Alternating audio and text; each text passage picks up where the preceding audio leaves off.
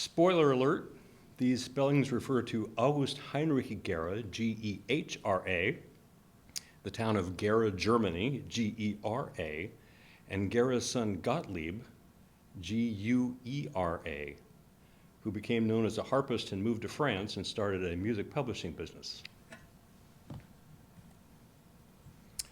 I became familiar with August Heinrich Gehra when I edited his viola concerto in C.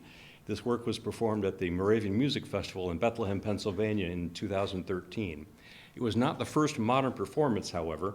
That also took place in Bethlehem in 1957 with William Preusel as the featured soloist at an earlier Moravian Music Festival.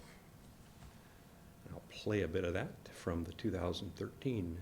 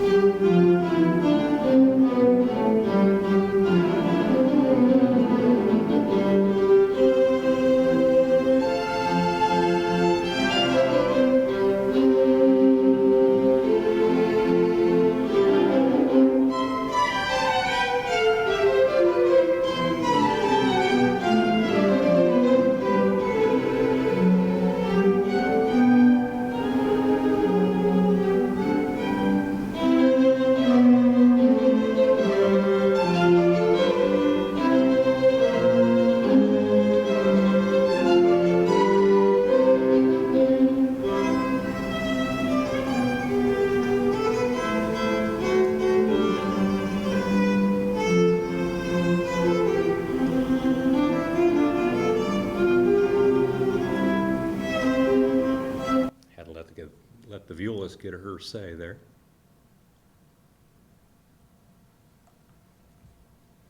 There were several mentions of this concerto in the literature soon after this debut because there were so few viola concertos from that era.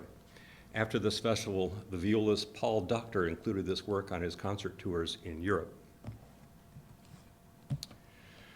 The text from the program notes of that festival, unfortunately, but understandably, contains some factual errors.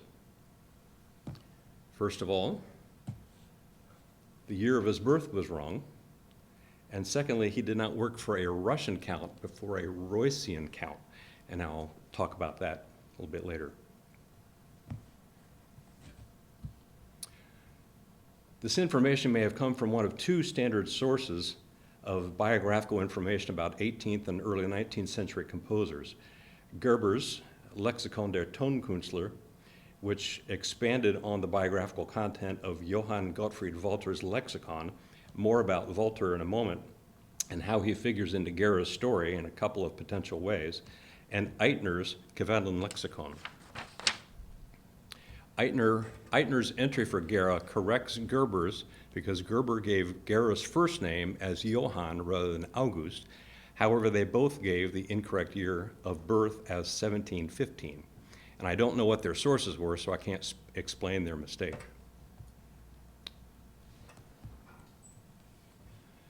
In the Neues Universal Lexikon der Tonkunst, in the middle of the 19th century, it perpetuated the errors of Gerber with the first name Johann and the incorrect year of birth, 1715.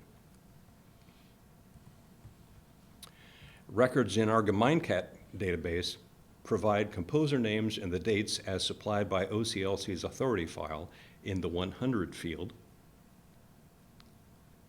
and as the manuscript displays in the 245 field.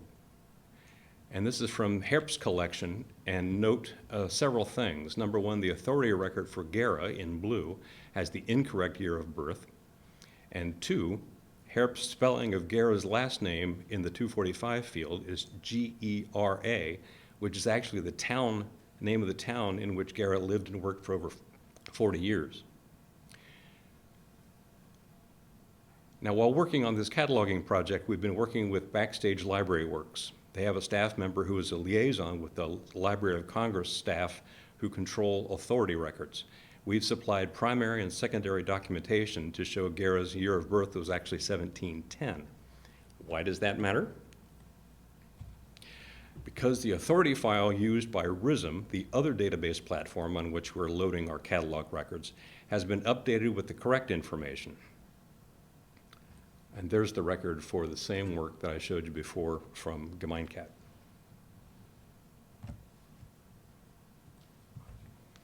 Now, one of our go-to sources for Moravian persons is the Dienerblätter. It provides a brief outline of dates, places, and assignments of servants of the church. It also generally provides a citation of the source of information. I created a spreadsheet using these dates that were found in the Dienerblätter and two versions of Gehra's memoir, which were obtained from Herrenhout, thanks to Olaf Knippe, and translated by Reverend Daniel Cruz, and from our own copy of the Gemeinnachrichten from the vault downstairs, which was translated by Reverend Roy Ledbetter. I paired the comments from these memoirs with the dates from the Dienerblätter entry, added other dates, if provided, which could fill out a biography. I then added other primary and secondary sources that I collected. And some of this information was specifically about Gehra. That's August Heinrich Gehra. Other information pertained to events and locations where he lived at that time. Now, I was intrigued by the Dienerblätter's undated mention of Gehra's learning oboe and organ in Erfurt. Unfortunately, neither version of his memoir mentioned his teachers. But, quote, "When my school years were over, I went with two boys to Erfurt for musical instruction to be an oboist." The other version was translated, "From my youth on, I was inclined toward music, and with several other youths went to our choir director, organist, who trained us in the violin. Finally, when my school years were over, I went to Erfurt to be to an apprenticeship with an oboist." Bruce Haynes' book, The Eloquent Oboe, provides a listing of oboe instructors by town. Unfortunately, Erfurt is not listed. It's worth noting, however, that many well-known organists were located in Erfurt during and before Gehra's time there. Before his arrival, Johann Pachelbel was an organist in one of the largest churches there. During Gehra's time there, Pachelbel's student, Buttstedt, occupied the same bench. One of Buttstedt's many students was Johann Gottfried Walter, a relative of J.S. Bach, who became organist in Weimar and would later become Gehra's father-in-law. We see that Gehra spent between 1 and 4 years in the Hessian regiment as an oboist. One memoir states that he was 14, the other that he was 17. But when he was 18 or 19, he landed a job in Weimar. Although it seems strange to us today, militär Oboist, or military oboist, was a thing back then. You may recall years later that Moravian composer David Moritz Michael served in a similar role. Now, due to my interest in Weimar from my work with Ernst Wilhelm Wolf's Easter Cantate, which, by the way, is going to be performed by Moramas tomorrow night at Kernersville Moravian Church, and then again on the 19th at Home Moravian, I bought a copy of Aaron's book, Die Weimarer Hofkapelle, to provide background information and context. When I saw that Gehra had spent a few years in Weimar, I checked the source to see if he were listed. I was disappointed not to find him. Undeterred, I emailed some contacts I'd made while visiting Weimar in 2016. They'd also been the folks that had suggested this book. And I managed to get a copy of Gehra's military records from Weimar. His last name is spelled G-E-R-A-U. This record lists him on line 6 of 10 Hauptbauisten in the Duke of Saxe-Weimar's military regiment. This document is dated 1729. Concerning his service in Weimar, Gehra wrote in his memoir, "I came into the service of Duke Ernst August as oboist and his bodyguards. We had to make table music, Tafelmusik, and other music for him on almost a daily basis. This Weimar military document is dated 1736. It states Gehra is 26 years old, which confirms his year of birth as 1710. Again, you'll notice his name is spelled G-E-R-A-U. The town of his childhood, though not his birth, Langewiesen, is given, and he is listed as belonging to the evangelic religion. It was during his service in Weimar that he apparently wrestled with his faith. He claimed he was very pious, but he did not want to show it outwardly as if to boast about it. However, people noticed his behavior and called him a Herrnhuter, although he didn't know what they were talking about. At least one source that I saw claimed that Gehra studied organ with Johann Gottlieb Walter, the city organist at Weimar at the Church of Saints Peter and Paul. Walter is known not only as an organist and composer, but as a lexicographer and the compiler of the Musikalisches Lexikon. Walter was a cousin of Johann Sebastian Bach. He arrived in Weimar in 1707, just 1 year before Bach arrived as a member of the orchestra there. Walter would later become Gehra's father-in-law. Like Bach, however, Gehra had a tough time leaving Weimar. Gehra wrote in his memoir, quote, "In 1739, I unexpectedly received a call to Gehra, a city to which I had not foreseen as my place of residence. Yet that was the place where the Savior wished to reveal himself to me as my Redeemer. In Weimar, I requested my discharge, for which I had often been longing. The Duke kept me waiting at the jail and could not make up his mind. That continued for half a year." He wrote further, "In Weimar, I was so well known that everyone almost became a fellow sufferer with me, that is, they sympathized with me. And as far as earthly matters went, I enjoyed much love." From the town of Gehra, it was Heinrich the 25th who brokered a deal with the Duke of Weimar for Gehra's release. Later, during his time in Gehra, 25th's son, 30, was the reigning count. They were part of the Reuss family, the Reussische Graf mentioned earlier. There had been 3 lines of the Reuss family. The middle one had already died out, leaving the ältere Linie, the older line, and the jüngere Linie, the younger line. Of the younger line, there were several branches, including that of the town of Gehra and a branch of the Ebersdorf, in Ebersdorf. And it was the Ebersdorf branch from which came Zinzendorf's wife, Edmuta Dorothea von Reuss. Now, it was in the honor of Emperor Heinrich VI, who raised that family to nobility, that all male members of the princely Reuss family are named Heinrich, belonging in the first year of each century. Heinrich the 25th Reuss here would have been the 25th born in that century. Kind of reminds me of the George Foreman. All 5 of his sons are named George. Some musical context for the town of Gehra. Johann Sebastian Bach visited the town of Gehra twice, first in 1721 and then again for several days in 1725, probably in connection with a guest performance at the Osterstein Castle there, which was the residence of one of the Heinrichs, Count von Reuss Gehra. He was accompanied by 2 others, probably his wife Anna Magdalena and the barely 15-year-old Wilhelm Friedemann. He was paid a handsome honorarium for approving the organs in the churches of St. John's and St. Salvator's. Just a few years before August Heinrich Gehra arrived in Gehra, the Frederici family established a musical instrument manufacturing company there. Frederici had been a student of Zilbermann. Johann Friedrich Fasch had held a position as secretary in the town of Gehra from 1715 to 19, and probably also performed in the Hofkapelle there. There apparently was not a Moravian congregation in the town of Gehra, but there was a fellowship society in the vicinity to which August Heinrich Gehra belonged. In his memoir, Gehra mentions Master Brumhardt. After some time, I was made acquainted with the brethren there through the blessed Master Brumhardt. For the brethren in Jena had already learned about me. I had much knowledge of the Bible, but hadn't the right knowledge about Jesus, my crucified.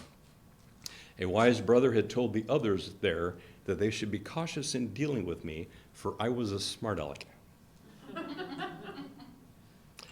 From another version of Gehra's memoir, a much tamer version. I got to know the Moravian Brethren in this place through the late Master Brumhardt, because the Brethren had already gotten to know me previously in Jena. Didn't say in what context. Brumhardt and Professor Budeus were well-known pietist leaders at the University of Jena. The biographical sketch of Moravian pastor Francis Lemke also mentions the influence of Brumhardt. Now, I tried to take a look at all the different compositions of Gehra and tried to date them and put them in a spreadsheet along with all the information that I got from the Dienerblätter and the memoirs. And compositions might be dated in one of several ways. Only 2 of Gehra's compositions are printed, however, but they're not dated and they don't have plate numbers. Other external factors must be used to date them. Other compositions appear in odes for a specific dated event, and there are times when the copyist dates the copy in the inscription. The most exact dates are those compositions which are based on daily texts. The title page of Gehra's Primo Saggio does not provide a date. However, it must be after 1739, the first year of his employment for Count Reuss of Gehra, possibly even after 1745, the year of Heinrich XXX's 18th birthday. This mentions both Heinrich XXX and his sister Sophia Henrietta Dorothea.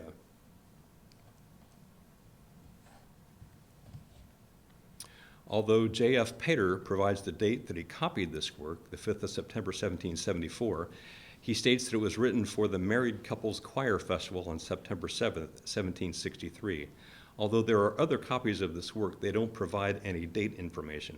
We can rely only on Pater's inscription. Although it does not appear that any of the titles in this ode referred to the daily text for that day, this is the earliest dated composition of Gehra I've been able to determine. He was 53 years old at the time. We have already seen Gehra's Viola Concerto in C was copied by Pater in August of 1767 when he was 21 years old during a time of an illness. Pater's copies of the J.C.F. Bach Sinfonias date from the same period. We can only say that the Viola Concerto was composed before 1767. This set of arias, written for a children's Christmas Eve service, was copied by Pater in 1787. This was 2 years after Gehra's death. Notice how Pater spells Gehra's name. At this time, Pater was serving here in Salem. Just 2 years later, he would complete his set of 6 quintets. For other compositions, we can closely date them because they're based on daily texts for the day. Die gepflanzt sind in dem Hause, based on Psalm 92, is the daily text for that date in 1774. And you can see the other dates from the daily texts and references to specific titles. We have records of Die gepflanzt sind dem Hause in the Bethlehem congregation collection, but our copy is missing. However, another copy found on RISM was once part of a congregation at Niski, which is now in a library in Warsaw, Poland, and it bears the inscription for the 4th of May, 1774, and indeed that is the text for that day. Gehra is listed as being an organist and a chamber musician. Did he not begin composing, or at least choral church music, until later? Or not compose choral church music for the Moravian congregations until later? Remember, he was a member of an affiliated Moravian fellowship, but his title was organist of the city church in Gehra, which was not Moravian. As we'll see later, he apparently composed a lot of instrumental music that we know exists today. These are examples of the memoirs on file from Herrnhut and from the Gemeinnachrichten in 1786, the year after his death. I think it's worth noting that while he served in affiliated Moravian society somewhere in the surroundings of the town of Gehra, the church felt it was worth notifying the entire church worldwide of his passing through the Gemeinnachrichten. We read that Gehra's wife died on Good Friday, 1770. He wrote in his memoir, "We were married almost 29 years when she went home blessedly on Good Friday, 1770, and the Savior had given us 9 children, 5 of whom had preceded her. The rest of them were in Moravian Brethren's congregations, although in the meantime, my dear Lenel, which is a nickname for Magdalena, followed her in Herrnhut, and my son Gottlieb in Lyon. Their son Johann Gottlieb became a well-known performer on harp and clavier and settled in Lyon, France, where he gave lessons and started a music publishing business under the name Gehra, G-U-E-R-A. Johann Gottlieb died in Lyon, France in 1778. It's worth noting that most of the choral, vocal, sacred compositions of August Heinrich Gehra we have in Moravian collections around the world, which can be closely dated, are from the period of his life after the loss of his wife in 1770. Did he fill the void in his life by concentrating on sacred composition? Did he apply himself more with the local Moravian Fellowship Society after she died? We simply don't know. Either or both are possible. Earlier in his memoir concerning the early years of their marriage, he referred to her as not yet awakened. Was she, at least in the beginning of their marriage, not as fully engaged spiritually? For May 4th, 1780, which was Ascension Day that year, Gehra composed an anthem setting of the benediction from Jude, now unto him who is able to keep you from falling, etc. It was the daily text of that date. That benediction is preceded in the Bible by the exhortation, save others by snatching them out of the fire. Later that summer, fire would prove to be a turning point for the town of Gehra and for the life of August Heinrich Gehra. On September 18, 1780, fire erupted about 2 o'clock in the afternoon, and the fire quickly expanded throughout the city. It was a major, major fire. Within the city walls, 252 houses were burned. And in the new town, 28 houses were destroyed, 68 barns, which contained some recently harvested crops. Almost all of the approximately 7,500 inhabitants of the town of Gehra had become homeless and had lost most of their belongings. 10 people died in the fire, and some citizens moved away forever. Concerning this tragic event, Gehra wrote, when in 1780, while I was in Kostritz, Gehra and my lodgings were burned. I lost almost all my earthly possessions. I had to go into exile, first in a little village near Gehra, and then wander on to Kostritz. I can never offer enough thanks for the faithfulness and kindness I enjoyed, especially to my many brothers and sisters in Barbie, Herrnhut, and Ebersdorf. The dear Savior especially showed me great mercy, so that for the most part, I remained unruffled and cheerful. I requested permission to move to the Moravian congregation in Herrnhut, but this came to naught. Either it was due to me or the dear Savior had his own plans. It was after reporting the fire of the town of Gehra that August Heinrich Gehra stopped writing in his own memoir. He was 70 years old. Even though he stopped adding to his own memoir, he did not stop composing.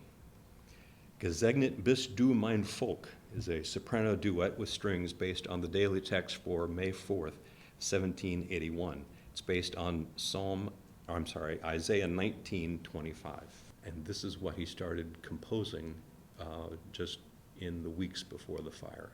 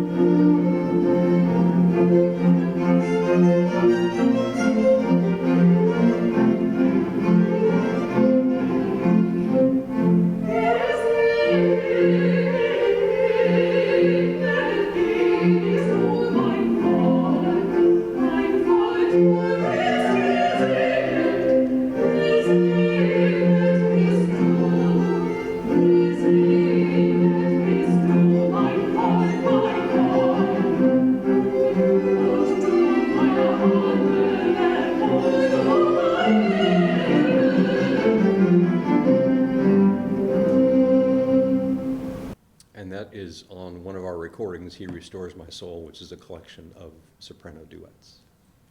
A later entry in his memoir notes, in the beginning of the year 1783, he suffered a severe hemorrhage which continued a long time, but it stopped after a while. Nonetheless, one saw that after that, his powers had diminished. We have evidence of what is essentially his last will and testament.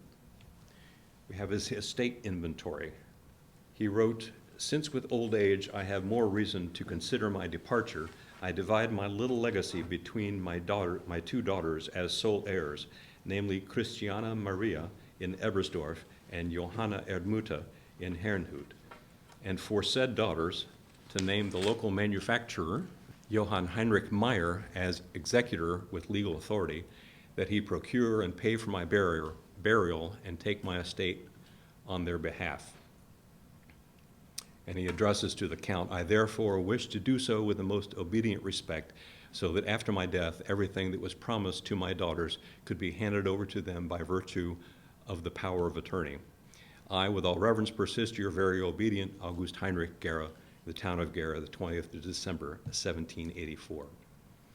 While he stated he lost nearly everything in the 1780 fire, clearly he had some items of value, at least sentimental value, including books, scores, and musical instruments. One of the book titles you see is Ide Fidei Fratrum. And there you see the signature of the executor of the estate, Johann Heinrich Meyer. On other pages of the spreadsheet that I assembled, I set up to coordinate dates mentioned in the Dienerblätter with events in the memoir, but I also created a list of musical works from our catalog, Mein Cat, and RISM, and other printed catalogs. I also compared what works were in his estate records with those that were in a published account of his son's publications. This is the French music publisher Gehra of Lyon, a dated list, and compared works from that book to what was in his estate inventory. And I find a lot of overlap. So it looks like the son sent copies of his published works to his father. There is also indication from some of the works that were published by the son that they may have been provided by works that his father sent to him. Gruner was a composer that came later in the town of Gehra, and Gruner is among some of the composers published by the son Gehra in Lyon, France.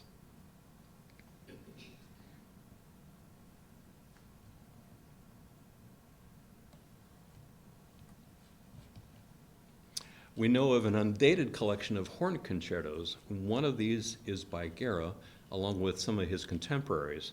Some composers are well known today, such as Graun and Quantz. Others are still more obscure, like Fürster, Knechtel, and Rohlig. One secondary source notes that Gehra was a horn player. We don't know that for sure, but his training and experience as an hautboist did not limit his practical playing experience to the oboe. In Herrnhut collections, there are a number of pieces by Gehra, otherwise undated, which were copied by Christian David Jeschke, who was the organist and choir director at Herrnhut for about 40 years. He died in 1827, showing that perhaps for at least another generation after Gehra's death, his music was still being copied and performed in Moravian communities. Since pulling these primary source materials together and providing them to the Library of Congress, we've now updated the name authority record for the correct year of birth of August Heinrich Gehra. So a clearer picture of Gehra is before us, and we now have a broader view of his compositions that we have yet to discover. And a couple of Gehra's publications, speaking of harping, will be featured in a concert in June during the American Harp Society's conference. And Nola, a couple of his? Two of his pieces. Two of his pieces. For sopranos and two harps with strings. That's on Tuesday, June 18th at 7:30 at Home Church. It's part of the Music at Home series and also part of the American Harp Society summer concert. It is free and open to the public. Hope you're there. So it's kind of a new thing that's being discovered, harp literature in Moravian music. Gehra was not the only one. Geisler, that we have a lot of music by Geisler that also has harp to it. And through the process of working in Gemeinkat, we've seen some of these compositions with harp. We're even in Dover, Ohio. So it's kind of an interesting area to be explored. Thank you very much.